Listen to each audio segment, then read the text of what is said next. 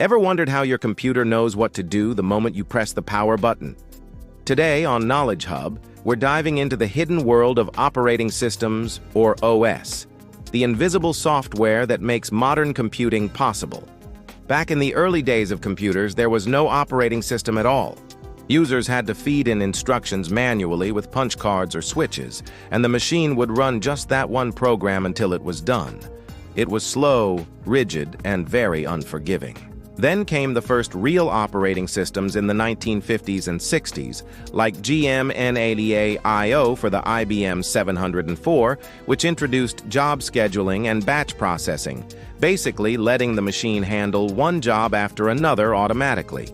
By the 1970s, multitasking arrived with systems like Unix, giving computers the ability to run multiple processes at once, all managed by a kernel, the brain of the OS. So how does it actually work? At its core, the operating system is built around the kernel, which runs in a special privileged mode with direct access to hardware. Applications don't talk to hardware directly.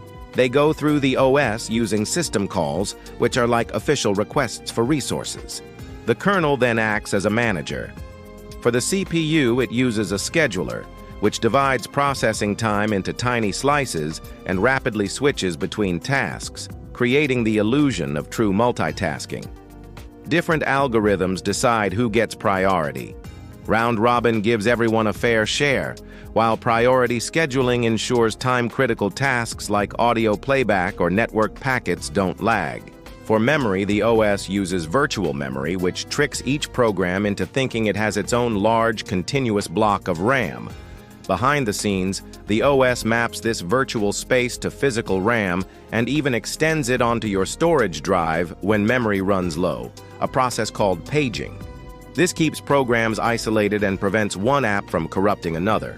Hardware communication is handled by device drivers, small pieces of software inside the OS that know how to speak the unique language of each device. So when you hit a key or print a document, the OS translates those requests into exact electrical signals your hardware understands. Modern systems also rely on interrupts, signals from devices that tell the CPU, "Stop what you're doing and handle me now," critical for real-time responsiveness. Security is enforced through process isolation and permissions. Sandboxing keeps apps contained, while user privileges prevent malware or buggy code from hijacking the whole system. Modern operating systems like Windows, macOS, Linux, Android, and iOS all build on these foundations but add more layers. They integrate graphical user interfaces for interaction, advanced file systems that keep your data organized and resilient, and built-in network stacks that manage internet communication. They also support multicore processors, splitting tasks across several CPU cores, and integrate with specialized hardware like GPUs for graphics or secure enclaves for encryption. On mobile platforms, energy efficiency is another priority, with the OS constantly balancing performance against battery life. And in today's world of cloud computing, OS kernels are even stripped down and optimized to run lightweight virtual machines or containers that power the web services we use every day.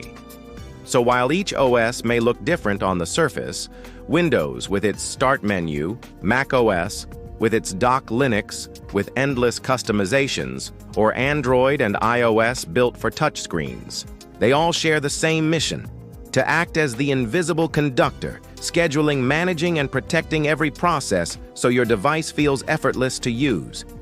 So, next time you boot up your laptop or swipe on your phone, remember, there's an entire orchestra of processes, interrupts, and algorithms working in perfect harmony, all thanks to the operating system.